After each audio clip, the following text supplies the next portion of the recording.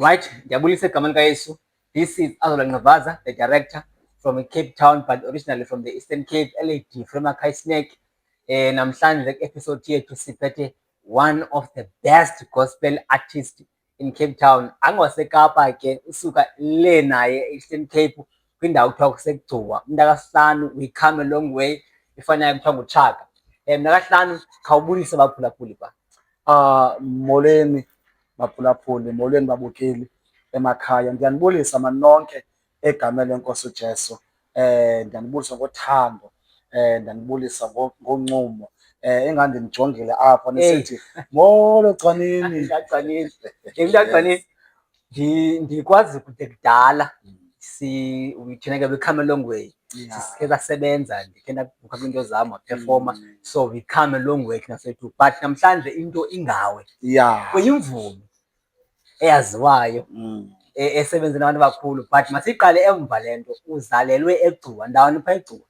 Okay, mandiyiqala apha. Yes. Igama lam nguSihlanu.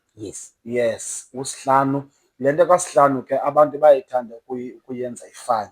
Okay. Yes, le kaSihlanu ndiyayithanda ligama uSihlanu. Yes, ndiyathanda uyicacisa kakhulu kwi-interviews. Yes. Okay. uSihlanu ligama lam lozalwa. Okay. Yes, nam ke ndandifuna apha ekukhuleni uba uSihlanu bandicacisele ke ekhaya uba no kaloku uyindoda yesihlanu emadodeni. So ningamadoda nibahlanu, uyinci wena, so wanguSihlanu. WakwaChaka ke ifana. Yes. uGcanini ke uSibiwu, uSijekula uNgoma, ezalwa ke intombi yakwaRhadebe uMthimkhulu. Ikhaya lam ke lokuzalwa liseGcuwa. Ndabakazi kuJosini, kuXhaxhashima, phezu kweNciba eMagadaleni. Kulapho kukuphuma khona uSihlanu. Okay. Yes. Ndizalelwe ke eGcuwa. Okay. Ndizalwa phaa ngabazali bam abangasekhoyo. Okay. Bangasekhoyo sekumzuzu, umama ke ndandinomazi. Yes, ndikhule ke without yena. Yes, umntu ke ndikhule ke ngutata endimaziyo, usandusweleka nje eminyakeni ethile esedlulileyo. So yiba ke ndingakhathanga umama lona xa uthiwa umazi, ndizela mhlawumbi umntu phaa abekliba, mhlawumbi wena uzelwe mhlawumbi okanye ukuzele and then wakhe wakushiya. Undizele. Okay. Yes, then I think ndandingakagqibi nonyaka, so wakhawuleza wandishiya. So mazwe noba ngathi qi ngoku loo ntombi kaRhadebe andinoze ndiyikhona. Noba ungamphiwa umazi umphula. Ndingabuza ungubani. Yes. Ekahlanu ufundile eGcuwa, mhlawumbi zeziphi izikolo ufunde kuzo phaa? Yes, ndikhulele ke phaa. Okay. Yes, ndafunda ke kwi-primary yaphaya elalini kuthiwa ke Xhaxhashimba JSS. Okay, JSS. Yes. Then ke ndakhula ke ziba ndikhula ke ndaphuma ke ku-standard 7. Yayingostandard ke ngolo xesha. Yes, hayi nakuthi. Yes, yayingostandard. Ndaya ke kwi-high school yaphaya kwaphaa eGcuwa ekuthiwa iAmabhele. Amabhele Senior Secondary School. Yes, kulapho ke ndifunde khona ke amabanga am aphezulu. Andawagqiba ke. Mandiyithethe inyani uba zange ndiwagqibe. Yes, ngenxa yeemeko ezifana ke nezinobana xa ukhule without umzali, more especially umntu ongumama, ziba nezi challenges. Understand, uhamba uhlala, uhamba uthini, ngexesha iphela iveki kuthiwa uzuya apho. So laa nto iyakuphazamisa. Iyandiphazamisa, andikwazi nokuthina, andikwazi nokuthina. Kule veki lapho, kulaa veki uphaa. Yes, then ke ndakhula ke wandinceda kuThixo ke ndabe ke ndinesi sakhono ndinaso somculo. Yes, ndicule kakhulu ke phaa ezilalini, even phaa ezikolweni. Bekuthiwa sicela ingoma kwi-assembly. Hayi, ndandingalindi intombazana. Ndandiyaqala nditsho ndibethe ndibe ngathi yicawe. Ndandithandwa kakhulu ke esikolweni zikhona, ndandingumntana o-active. Wow. Yes, uba kubekho nee-choirs esikolweni. Kulapho ke ngoku kuthiwa uSihlanu nemeko yam esebeyazi mos awukwazi ungahamba. Ndandibethelwe yonke into, imali esikolweni, yonke into. Sihambe siyotshona kwamatawuni.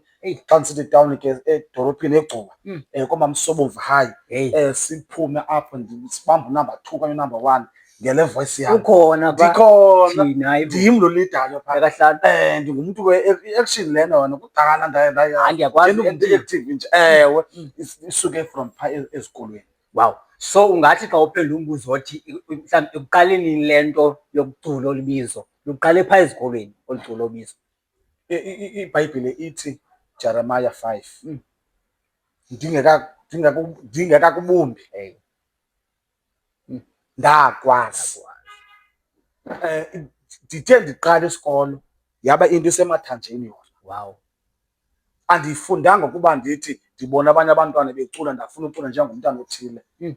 Jonga le nto uba kuthiwa sicela uhlabele ndigqabhuke.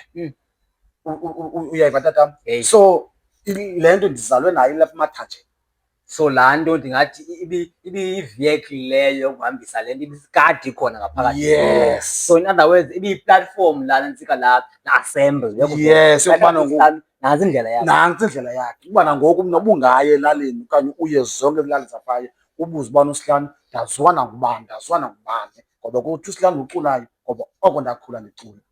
Nakahlanu wasuka eGcuwa 201 weze Cape Town. Ndasuka eGcuwa 201 ngenxa yeemeko ezithile. Yes, ndafika eGcuwa eCape Town ndahlala ke. Yabona uba ndiyeke nesikolo. Yes, ndathi ndibheke ngaba ngaserenkini kwalanga. Ndabona uba kutheni kugcwele phaa. Xa ndifika phaa, heyi, yikhwaya ayiculi na ayiculi. Heyi, ndavukelwa ngokuba laa nto esezilalini kanti ikhona nalapha. Yes, ndahlala apha ndithunywa imini yonke, ndabuya ndabethwa kuba kaloku ndihleli imini yonke erenkini oko ndibukele le nto ndiyithandayo. Ndathi ugqiba kwam ndaya kubo ndabuza uba ningabaphi, nihlala phi, niyenzani phi, niprektizela phi. Ndachazelwa ke, ndafika ekhaya ndabetha ndalila ndathula. Ngengomso ndandibone ikhwaya ndicela uyojoinela khwaya. Kwathiwa kuba ke iCape Town ke ibindawo eseyirongo. Ndavuka utatam wavele loo nto uba ndizawuba nendawo. So ndayojoina ikhwaya kanti 201 ufika kwam eKapa ukuqala kwam umculo wam. Then mhlawumbi ingabi khona i-album oye wayenza ngelaa xesha mhlawumbi 212 wedwa nje? Ndandingekezi andazi ndidibene ndengazi noba mna kunento ekuthiwa uyacula qha wena, uyaculela mna qha iphimbo lam liyatsho. Andiyazi noba kushicilelwe, andiyazi noba kuthiwa kuyarekhodwa, ndingazazi ezo stage ezo. But ndathi ufika kwam ndangena ke kule khwaya ndacula 201 202 ndicula kule khwaya naphaa ke ndafika bandithatha bandibeka apha kule line lapha efront. Uyabona lo mntu iyayazi mos ngaphambili ngabantu abangoosisi, kule line lapha ngapha ngesemva ngabantu abangoobhuti. Ndathathwa phaa kwathiwa wena uzawucula because uyakwazi ukuhlabela. Yes, kulapho ndaqala khona ukufunda i-leading, ukufunda how to uqala ingoma.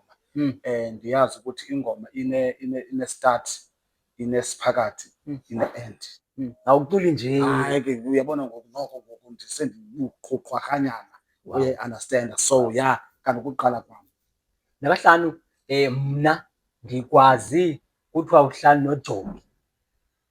Jongi noSihlanu. Yes. Jongi noSihlanu side afana ngamawele. Yes. Omnye uyakhanya. Umdaka. Yabo. Heyi, Jongi noSihlanu nidume iKapa lonke ezirenkini nako umuhlobanye like zonke iindawo omakama asi benazi, like wonke umuntu enazi.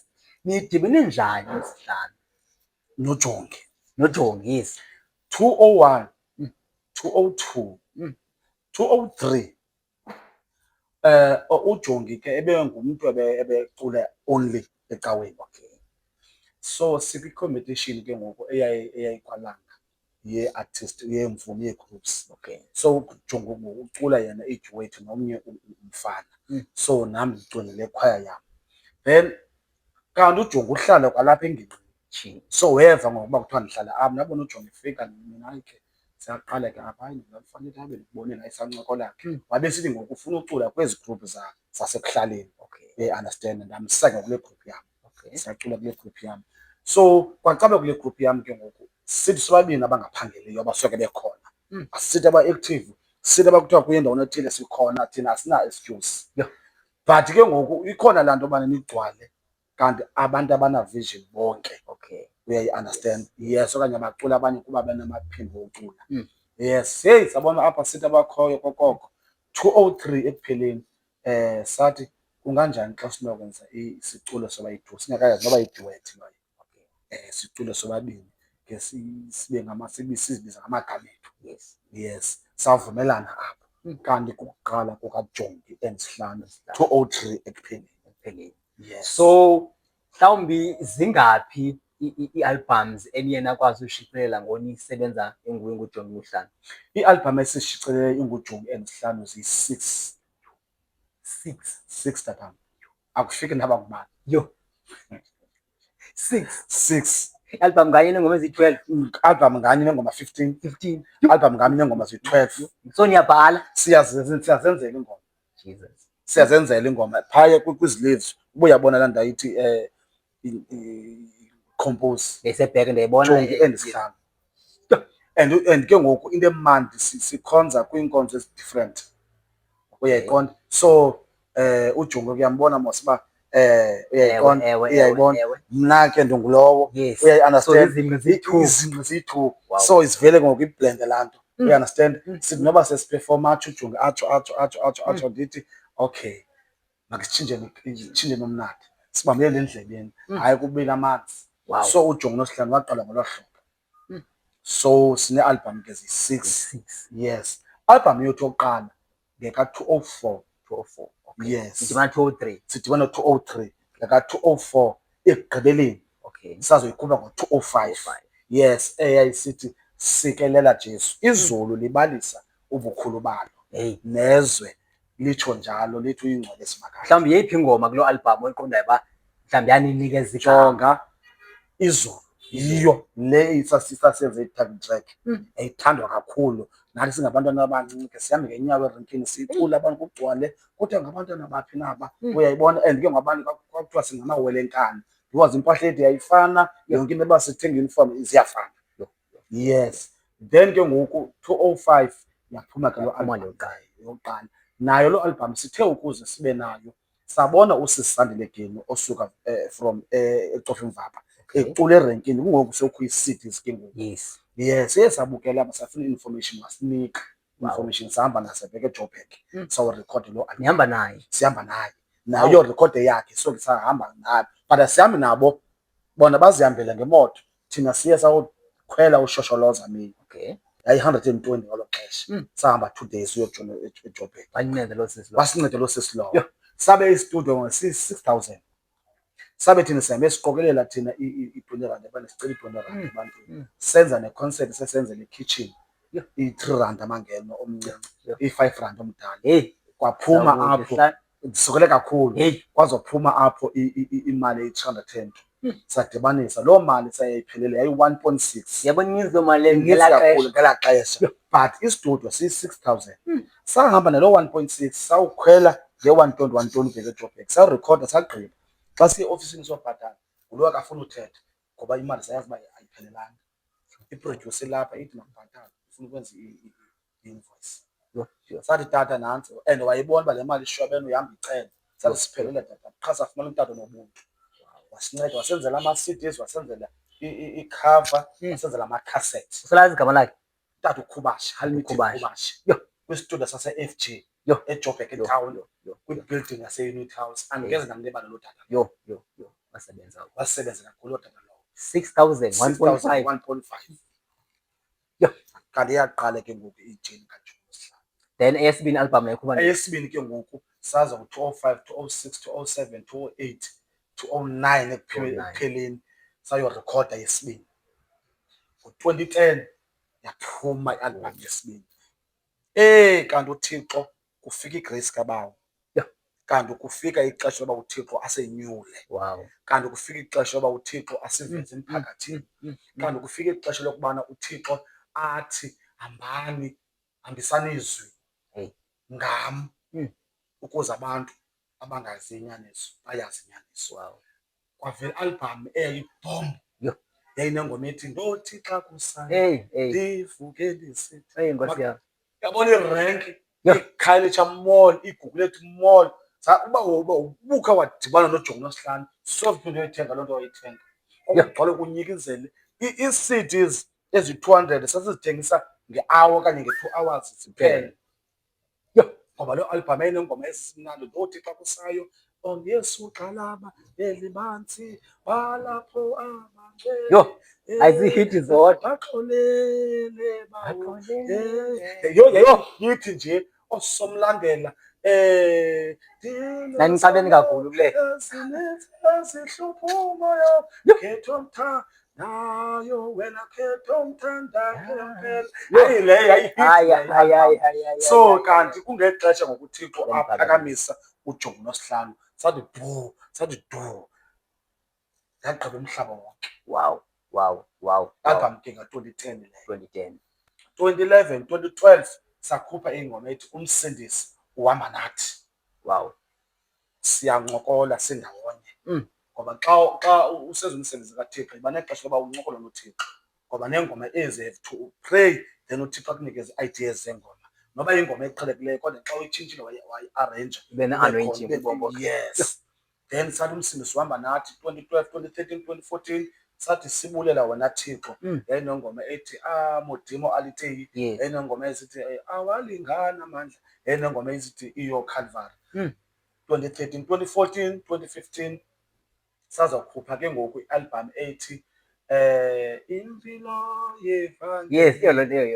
Impilo yensindiso. Hayi ke hayi yonakala ke ngoku. Yonakala kwakuthiwa siyithathile le nto. Ayabo leyo. Hayi kwakuthiwa siyithathile le nto. Hayi. Sasinee-colleagues zethu uba siseKhalitha Mall babesithi basazifaka isithi abantu bafole ilayini. Bathi hayi kasinenza ngantoni. And ke ngoku abantu okokoko abantu asiqale nabo bayeka nee-artists asiqale kunye nazo zayeka uJogi Nosihlalo sahleli bathi abantu senza njani sithi thina sinengozi. Ngubani lo wayiproducer yale ngoma ethi Impilo yevangeli sadibanisa ubhuti Sandile kaButhelezi nobhuti Kamva kaMcinga. Unyana kamama sabunyusa sibeke eJoburg. Wow. Kunengoma ezasithi basicela kwemenzi wethu. Kunengoma ezithi ungumhlobo akatheli. Yayi-professional because sasisebenza nee-backers national. Sisibhuthumatiso obhuti Mozi. No wonder yayinje yamos. Uyayibona osisi ubuhle Nhlangulela. Yes. Then ke ngoku kwabe kanti ke ngoku i-album kaJogi Nosihlalo okugqibela. Yes, 2018, 2019 sazokhupha isingle ngexesha sokhupha isingle. Yes, sazokhupha ke ngoku isingle ibisithi ke ngoku uyangithwalela. Yes, bagqibelisa apho ngoku uJogi Nosihlalo. Yintoni ke ngoku ngosenihambe indlela ende kangaka manje? Yintoni ngolinithi hayi manje break niqhabula intoni? Nami ke ndava kabuhlungu kakhulu because ke uJogi waye sahlala phansi wathi hey Xolani Mfondini wasithele point. Yes. Accepta kuba andizuthi makathini. Uya-understand bese ngifuna ukwenza ezinye izinto. Uya-understand engexesha umculo sowunabo ukuhexana ngokuthile. Uya-understand then that no qhubekeka as long singaxabenanga as long ngokho mbambana phakathi kwethu babili. Yes, so uJogi wahlala ke ngoku. Mahlala pha kuJogi. Yes. Ubukade mos uqale wedwa but quickly wadibana noJogi ne. Yes. Now nohlukana ke ngoku after nibona uThixo seniphakamisile. Yes. Yintoni ngoku okugcinileyo wena uba uqhubeke uwedwa ube ngoku saqhuba uyi-artist? Ukuthemba uYehova. Nokuphepha ngaye. Kuko okulungileyo. Ungathembi bathi. Ine-verse ethi ndabiza uYehova ndisengqondweni.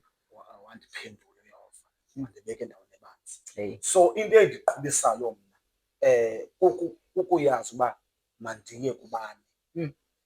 Mandiyoripota kubani. Amandla am aphi. Ukuqhubeka kwam kuphi. Nokumoyika uThixo. Ngoba ndijonge ixesha elingaka abantu bebengabazali uThixo besindiswa abantu bechaza ubana hey andandibona eSite-C kwakunje endlini nam singathethisana nomyeni. Into ezinkulu into ezazisa nabantu into ezinkulu ezasoyikeka ezinye izinto sasingakwazi ukuziphendula xa sasiphela sithandaza. So ndizawuthini xa ndibona ngathi kuhamba kakubi ujike endleleni. You understand? Not that ujonge ujikile. You understand? But sikhona ipoint ezivakalayo nakho le ipoint akho na uyenza ke ngoku akakwazi ukuphela ujonge noSihlanu. Angaphela ujonge noSihlanu yena ibrand.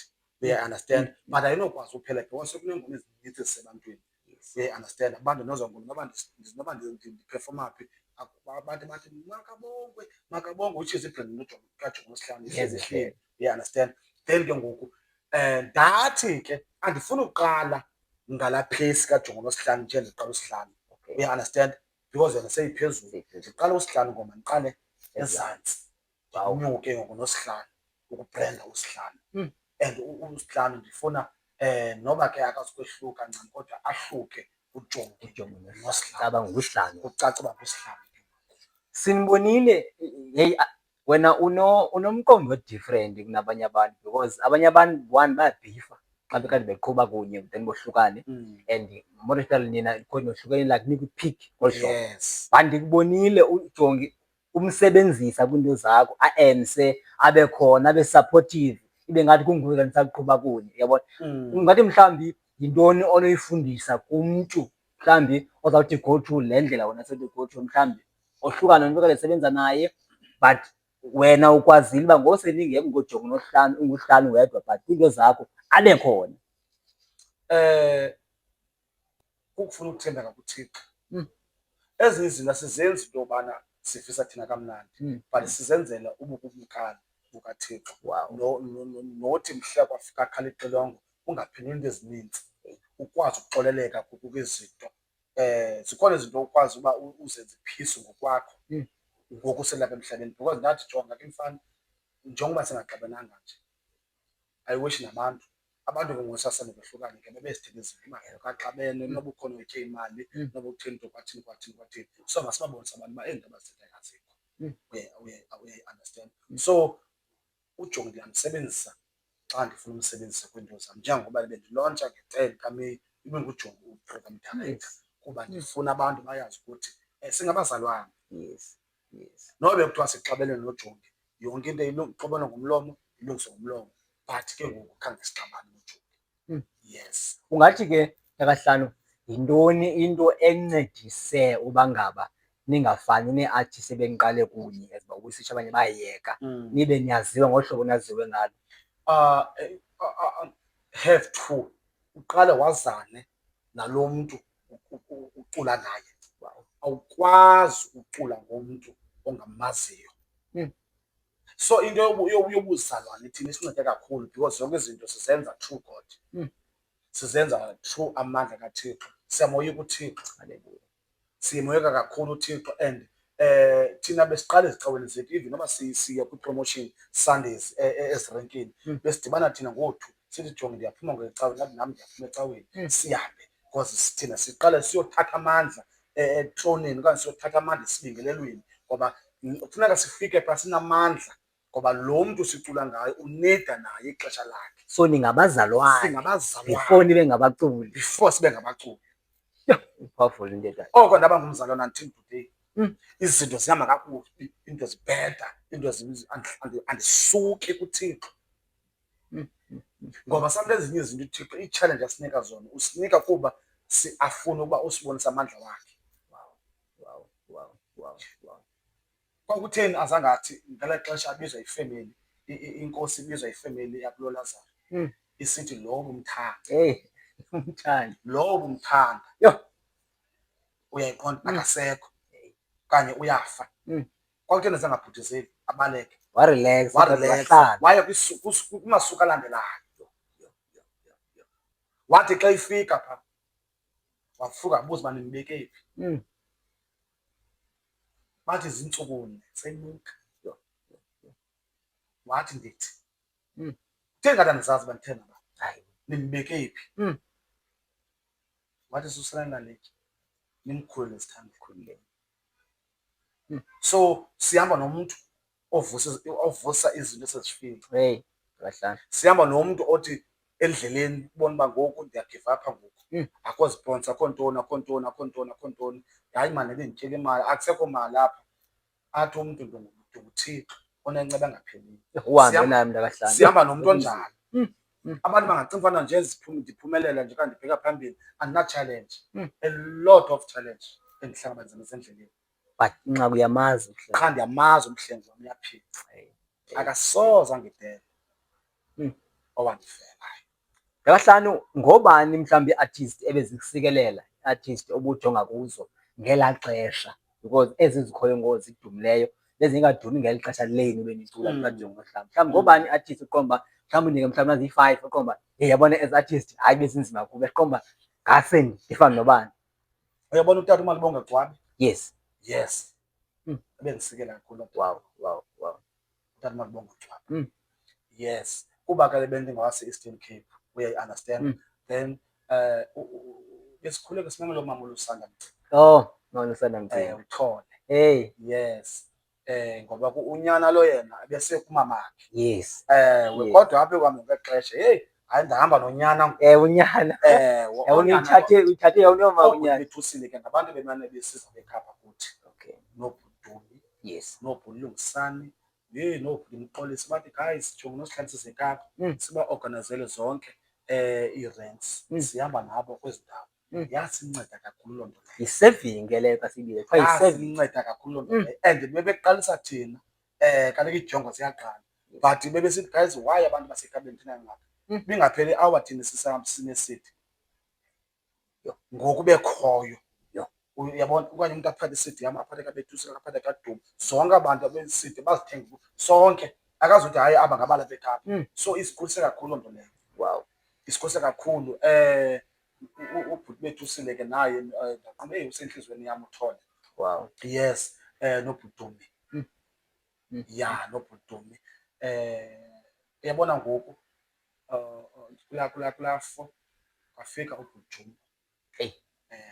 Ayasika. Hayi madoda. Ayasika. Uba uThixo nje akandinike nje ingoma kunye noBhujumbu, kunye noBhudumi, kunye noBhuti Betusile. Ndingazazi uba uThixo, hayi Thixo ndifuna ntoni. Kodwa nguclose kuBetusile because ngoku ubungapha bendibonile emane ekuthatha. Uhamba nayo indoni.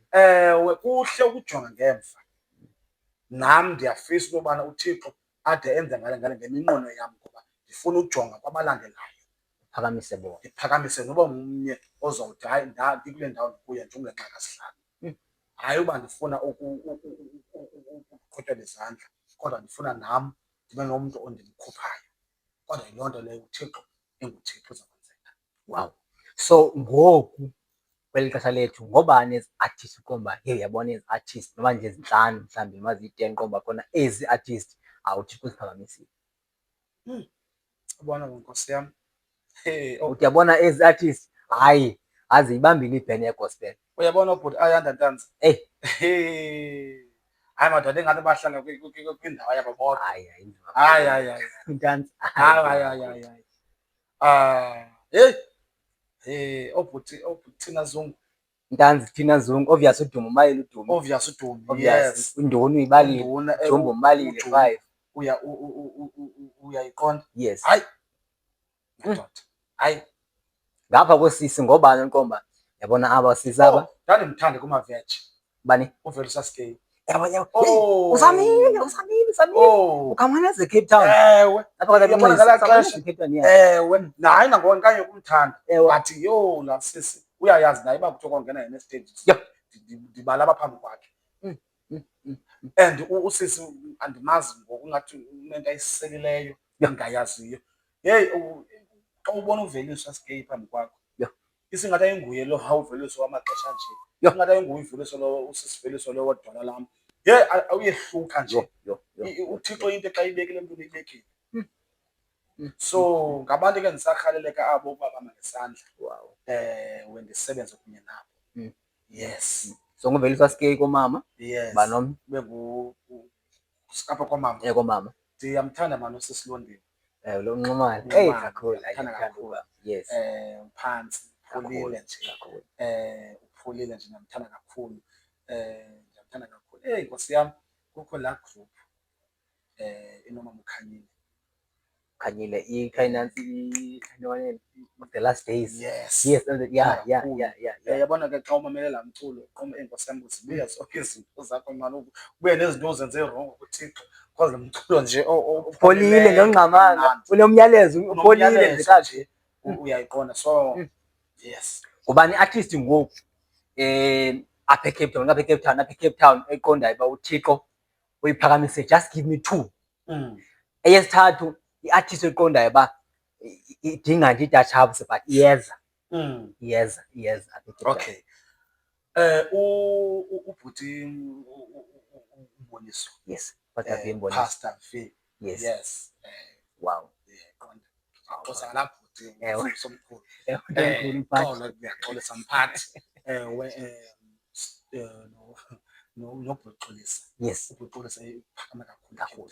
Hayi asinayibaleka. Hayi asikwazi. Asikwazi. Zikhona ke ezibhekhazi simane sizisebenzisa. Ubona uba hey. Yabona lo yibheka but uba ngazimela. Ukhona lo mfana kuthiwa nguNkosana. Nkosana. Yes, Nkosana. Uyacula. Nanga besandowina apha ku Yes, ndiyambona. That guy. Ndiyambona. Powerful. Uyeza. Wow.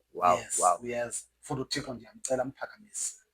Yes. Ubani artist ungazusebenza napha eCape Town kodwa uyarhala usebenza na-artist apha eCape Town and why?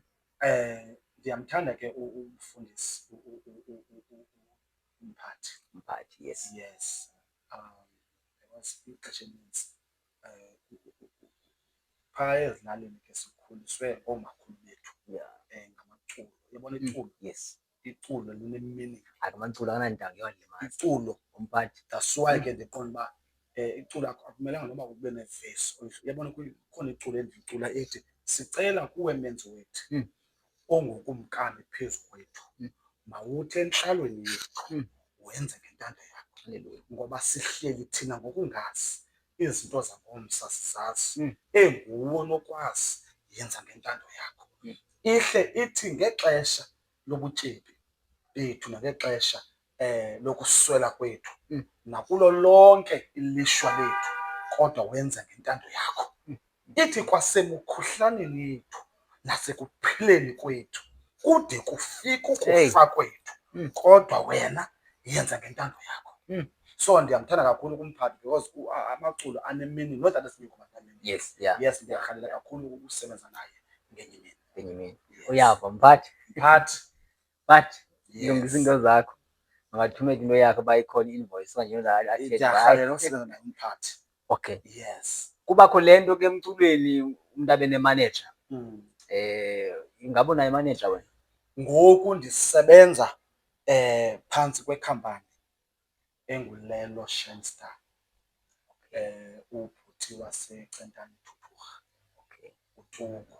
Wow. Wow. Ndikhuphe le EP yam ethi qala ngam, ethi Nkosi Thixo ufihliwe, ethi akanamandla uSathane, phantsi kwelelo Shenstar. Kwela cala. Busy naye ke ngoku nje silapha eCape Town nje. Last year bendifika kwala cala lakhe. Ngibonile unyaka wonke sisebenza singena yonke sizama ukuqhubekisa umsebenzi kaThixo kwi-radio station, kumaphephandaba, ezingcwabeni, ndisebenza ke ngoku naye ngoku ongumphathi wam. Mhlawumbi khacacisele umehluko ukhona okanye awukho. Uba ukhona ungene deep kuwo, into yokuba uzimele uyi-artist nento yoba ngabe ube andikhampani ikunceda phi loo nto leyo? Tatam, awukwazi uzimela uyi-artist because uzawustragilisha futhi ude uyeke ungabi namonde. Because abantu abaninzi bekhe ndibabone bathi ndisozaphathwa. Kanti ukuphathwa ukunika isidima qha. Ukunika nawe le nto uyenzayo ubone ixabisekile. Because abantu xa unemanager yakho uyayazi ukuthi uthetha nomphathi. Cwanini sifumana kanjani? Hayithi nantsi nam thetha nomphathi. Bayaqala ke ngoku nabo ukuthi okay, yena kaSihlalo iyenyukela. Inestructure le nto ovele nje ungene nje nawe uphendule yonke into ngoku. Into othi hayi yeke le nto. So ukuba nemanager kubaluleke kakhulu. One, imanager iyakwazi uba xa uzawuza ingoma iyakwazi uthetha i-manager have to ikwazi yonke ingene kundawo yonke. So in other words, i-manager ayingomuntu omba hayi ndiyi-manager, ngumuntu ofuneka Makasebenze kaloku. radio interviews, Yes. yonke into yakhona, Mfondini, ngubani umuntu ocinga ubana ungafitshara naye xa usenza ingoma. Ndithi mandirhawule uJoni. funeka enze indlela. Makakhangele uJoni, noma ukhangele njani. Kade ndimfumene uJoni Mfondini. Sivumelene noJoni ngedate ethile kuyangena esitudiyo. So into manager ayina-status uba hayi ndiyi-manager kaSihlalo iphelele apho. Apha kuyasetyenzwa. Kuyasetyenzwa. Kuyasetyenzwa ngetama. Sihlanu uyacula ngoku isigqibo esithile Mfondini ngedate ethile. Sihlanu ndikufuna apha e-Eastern Cape kune-revival ekhoyo apha ngedate ethile. Uyayiqonda? Nali itikiti. Sendibhukshe nokubhukshela. Understand? So ine-order ine-order yonke into yam. And xa ndifika phaa have to ndiyazi uba ndiyanjani phaya. Uya-understand ndicula ngabani ixesha.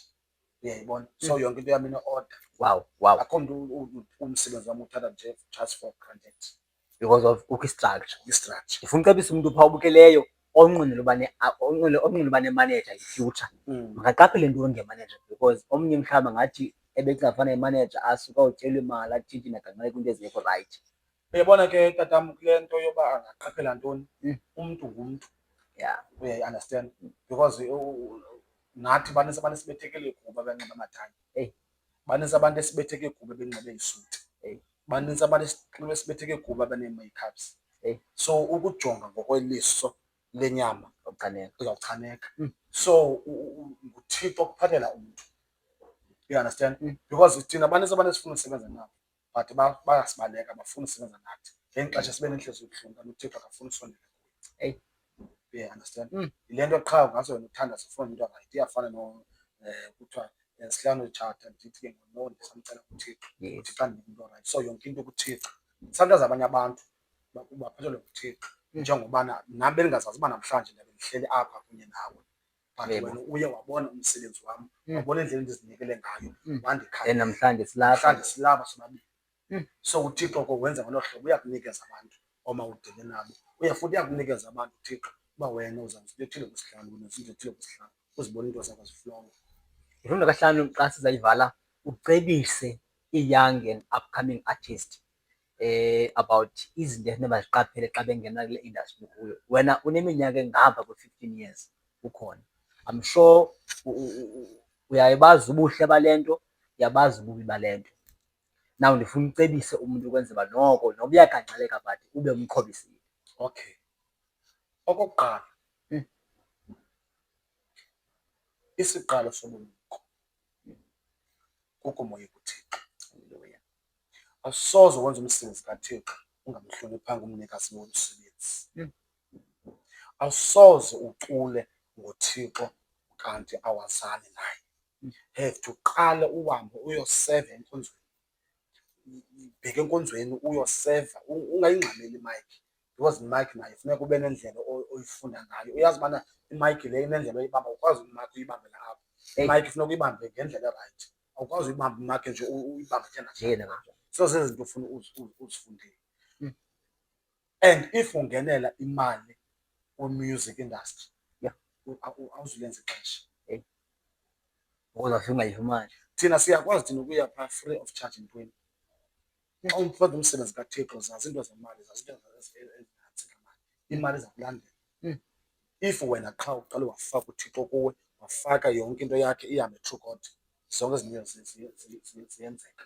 Abanye ke bathi besaqala ufumanisa uba umntu ukukholisa ukutshaja. Mamela ke ndithela everything. Thina sihambe sizinyala ezindaweni, sihambe thina siyoqala thina abantu siqaphela usibhatala apha koma-2015, 2014, 2013 ekubeni siqala ngo-2005. So if wena ukhokholisa imali uzawuba phandle. Imali siyayidinga, yonke into siyayidinga, yonke into yenziwa ngemali, but zijonge. Uyazi uba nento umzekelo nalapha ekuhlaleni kwakho, zijonge into ezenzeka ekuhlaleni. Uyaunderstand? Ikhona into yokuqoma sisiganeke simandihambe uyoxhasa phaa nam as i-artist yalapha ekuhlaleni. Sifuna mali. Imali izawulandeleleka. Uyayazi uba uza kwenza i-event, uzawuhamba uyokabani. Injalo. But ngoku iya nje phaa. Khawuhambe. Uyivuma lapha ekuhlaleni. Uyivuma lapha ekuhlaleni. Susoko ndikhokhelisa imali.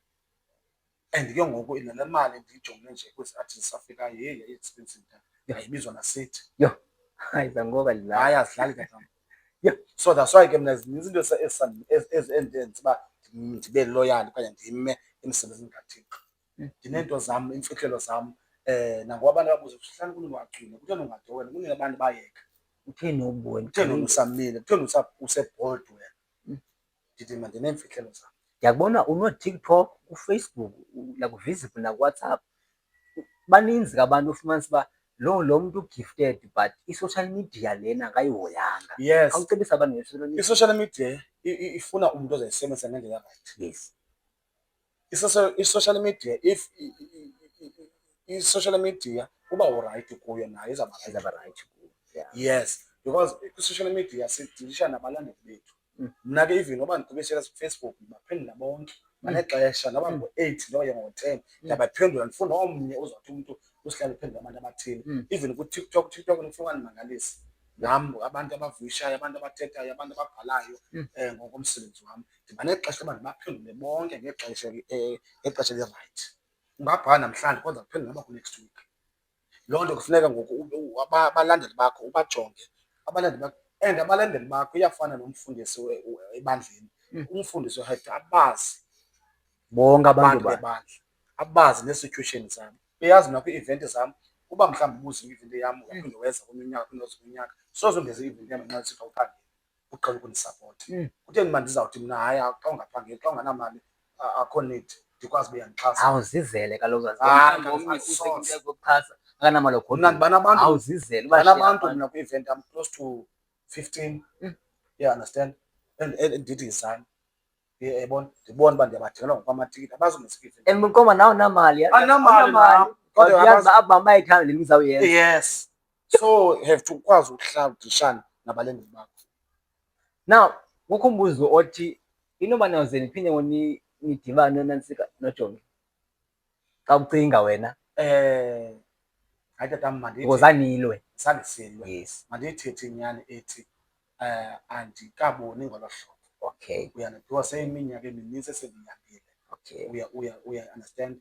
And ke ngoku if yena uJongi uyawuphinda aqale, uyawuseke aqale sincedisane kuloo nto, sincedisane njengoba nangoku esincedisana, kuba xa ndine-event uba khona. Uyayiqonda? Mhlawumbi nokhula Nokhula, nawe unendlela obona ngayo and sewurayithi as a artist naye ezaa zizathu wayezibekile zisekhona saqhubeka kuzo. Uyabona, but awuyiboni uba ngaba ndingaze ibe ngudibano sihlalo. but mhlawumbi yenzeka mhlawumbi. And mhlawumbi ngenza, and le nto ngoku uJongi ungumntu uba semsebenzini mna ndisoke ndikhona. Mna umzekelo yabona ngoMvulo ndiyahamba ndibheke eMthatha iveki yonke. You understand? So mna xa ndifuna ukubheka eJoburg ndiya eJoburg for iveki yonke, 2 weeks. Uyabona? So yena ngokuphangela. Then uyabona ingaklatshana. Izaklatshana. Izawuba ngathi wena u-available wena for ii-gigs. Yena akho available kanti uyaphangela. Uyayiqonda. Abe ke ngoku mhlawumbi ene-wages anantsikayo yena ayifumanayo, mna ndixhomekeke apho. Yes. Uyayiqonda. So zininzi nje ii-challenges. Wow. Ezinodala intobana mhlawumbi singangadibani as uJongi noSihlalo, kodwa singasebenza esiba sisebenza nezinye ii-artist. Badla ngokuthi abantu xa wenze i-event ugeyina imali enkulu. Ndifuna nje ukuyi-unpack le nto. Xa wenza i-event uba unemali besenza i-event leveki kuphelileyo lo mntu unemali. Jonga more especially xa ungasponsorishwa. Because xa kunoza wena uthi Sihlalo udinga ntoni, ndithi mna ndidinga into ethile, uthi nantsi futhi. You understand? Ndingayi nayo nemali because laa mali endizawungena ngayo abantu izawuza kuyo. Laa mali ingena abantu funeka ndiyazi uba imali ye-sound ilapha, imali yo-keyboard player ilapha, imali ye-backers ilapha, imali ye-stage ilapha, imali yotyisa i-guest ilapha. Shiyeka nje ngexesha kungashiyeki ne-nix, qha ubulela nje uba umsebenzi uqhubekile. Ayikho tatam. Ndiyesponsor ndisayirhalela nangoku. Oh, bukele ekhaya, phulaphula, loo nto nayo. I-event tatam. Futhi iyakwenza ube traumatized because sometimes ukubona uba kuhlangana. Qha ke kuba ndihamba ndingakanani. Njengokule i-event yam yokugqibela ebendiyithembe kaMeyi, imvula inganinethi. Andibazi abantu bakugcwele phaa baphuma njani endlini. Ndayibona nayo kuFacebook. Yes. No, abantu bayakuthanda. Abantu bayakuthanda. Mhlawumbi ikhona i-event ezaba nayo ngoku. Yes, ikhona i-event endizaba nayo ngoku nge-9 ka-August. 9 ka-August. Yes, izabe ise-Fish Hoek. masiphumelele. Uzawuthengisa amatikiti kuyo? Sizawuthengisa amatikiti kuyo. Okay. Yes, amatikiti azaba khona. Njengoba funeka manje kukude ke mandisiya njengoba sendisuka phaa ndifumane into emaholo, ndafuna abantu bezondincedisa. Iyaqhuba. Mhlawumbi nje ubahle lethuba abantu bam phaa bayive apha for the first time, exclusive apha. Ngubani mhlawumbi atshitshe qonda izawuba khona phaa? Okwangoku ipost ithi ikhona ndawo ithi posting artist zawube zilandela. Yes, andikayazi kodwa yes. Hayi andikayazi. Akayazi. Ayiyeke masifike mqhubeni. Yes, kwenzela abantu bayazi uba ngala 9 ka-August izabe isefish hook. Okay. So mhlawumbi umuntu lapha ekhaya ikhona indlela uba aye ungenamoto? No, kundifumana nje ku-social media nje sithethe uba angaya njani yonke laa nto. Maso simchaze lapha abantu ku-Facebook kufuneka njani, ku-TikTok le namba yakho. KuFacebook ndinguSihlanu Qala Ngam Chaka. Sihlanu Qala Ngam Chaka Facebook. KwiTikTok ngokuSihlanu Mia. Ku-WhatsApp 073 45 84 561. I think uzawuyibona nalapho. Uzayibona apha ezantsi. Yes. So ndiyafumaneka ngoku ezinye ngikabikho kuzo i-platform. Okay. Then ukuba usithi unekhampani osebenza yona xa siyivala, umntu ofuna ukubhukha ose-Cape Town, because I'm sure baninzi abantu abafuna ukubhukha ngoku. Yes. Now that ubulapha kule platform. Umntu ofuna ukubhukha wenza njani? No, ndicela asebenzise le namba. Laa namba leya. Yes, then laa namba azayibona apha asebenzise yona, then mazamtransfer. Awuduri kodwa? Oh, yangase abantu bayazi uba indlela ndifikelela ngayo. Ewe ne. Ngoba into ebalulekileyo kukwenza umsebenzi kaThixo. Wow. Into endisho ngayo uba ndithathwe nguwe, eyakho ndidibanise nayomnye, asoze ndicaba ndizawuza ngawe wedwa. Caba ndifuna yonke into endibe nayo ngomzuzu ngawe wedwa. Hayi tatam, kaloku ilizwi kaThixo eli. Wow. Ngoba xa ndizawuthi hayi uSihlanu akafumaneki uduru, kodwa kwathi nabantu abo funeka ndibaphefomele. Oh, ndifikelela kakhulu, ndiyafikeleleka baphulaphula. Hayi ke mntakahlanu, Try me. uSihlanu ke akagqibisanga, uzawubuya. Once iposta iphume le yasefish hook, ungaphinda abuye noba yi-5 minutes nje aphinda abuye, then sizama ujonga ngoba ke artist azifihle emgqibeni engafuni uba sizazi. Nkosi yam. Indaba esefish hook nge-9 ka-August uSihlanu uyafumaneka kwi-bookings, uyafumaneka ku-TikTok, uyafumaneka ku-Facebook, uyafumaneka naku-WhatsApp. Unemanager uSihlanu, kubalulekile uba ube under ikhampani. Yes. So mhlawumbi i-album yakho engenye singayidla nini? Siyaqhuba ngezi ngoku zikhoyo. Ziyafumaneka any platform. Isentsha mos le album. Isentsha kaloku 203. Ikhona ingoma ezintsha endibone ku-TikTok. Yes, gospel gqom. I-gospel gqom enzayo. Yes. Kaloku funeka ube flexible. Iyabona. Because ngoku kaloku nabantu abatsha bakwazi. Ngofuneka uthi Yesu langa. Ndibonile. Umphefumlo. Akho nditshintshileyo. Cha. Okay, understand. Akho nditshintshileyo, sing cha. So please man, cela download. Niyayazi uba kusekho CDs ngoku, but ngokudownloada kwakho, ngoku-streama kwakho, noko ikhona esiyifumanayo. Wow. Mhlawumbi kuba ungene kwigqom, amapiyano yawanqena? Mhlawumbi ndiyaya. Ewe ne? Yes. Ndiyaya. Because ke bayatya abantu amapiyano. Ndiyaya tatam. Uba ukho umntu amapiyano apha amameleyo, make sidibane. Nangu ukhare musukhare yena igqom igqom ukhare. Umakhelwane ke awumazi buhlala kwalapha kodwa. Kwalapha kule Kapa. Kwalapha unzima kakhulu. Please man, masidibane nawe simdibanise eCairo. Ikhona into endingayikhupha. Because igqom andiyibona isibili sakho siyafana nesaKairo. Mr. Caro. Hayi man. Please man. Nangu ugcwaneni. Please man. Ngolapha eKapa. And uyazi engiqaphelayo, wonke umuntu ose-Cape Town une-influence. AyingwaseKapa engiqaphela. We are all coming from the Eastern Cape. Yes, no Mr. Taylor nabo ayingabalapha. What's the Eastern Cape? Mr. Taylor so masiyijonge lenkahlabi masidibane. Oh yini. Mr. Taylor usanowina ngoku masimetro. Wow. Xa sekuthiwa ngoku uSihlanu featuring Mr. Taylor. Wow, imagine into enjalo. Kodwa ke ubuthethe uba ngabe yamazi umhlengi wakho. Uzayidibanisa. Hayi ke ndihamba nomntu. Xa kuleli platform, ndihamba nomntu angabonwayo. Kunzima. But owenza izinto ezibonakalayo. Wow. Yes. Nakahlanu enkosi kakhulu sabuyela kakhulu. Siyakuthanda ngowalapha. Uzophinda ubuye xa sele ipost yakho iphumile, sikwazi uba siyipapashe naku-TikTok bethu, naku-WhatsApp, naku-Facebook. Abantu abafuna ukuya baye. Ayisolo mhlawumbi ndibe khona and then ndikwazi uba ndiye kama ndikude ndizawukwazi emsebenzini arrange ukuthi no ngelisuku ndicela uba off ndihambe yokusapota. Enkosi kakhulu mntabahlali. Ndiyabulela kakhulu. Mhlawumbi nje amazodibhula abaphulaphula bam. Enkosi ngeli xesha lenu, inkosi ndigcinela nina, inkosi inenze zonke into nizifunayo, nizazi uba asikho kunye umntu sikuye. Nihlale ke nindixhasa, nihlale nindithanda. Zininzi izinto endizawuphathela zona ezinkulu. Sekhona iingoma ezizayo, senihambe nami ixesha elide, ningabe sandilahla. Ndibulele kakhulu ke nakuwe tatamama, ndibulela kakhulu. Ndibulela nakuwe My media team. media team. Enkosi kakhulu mama. Enkosi kakhulu. Hallelujah. Hayi ke i-Growth Portal Network till we meet again. Enkosi kakhulu.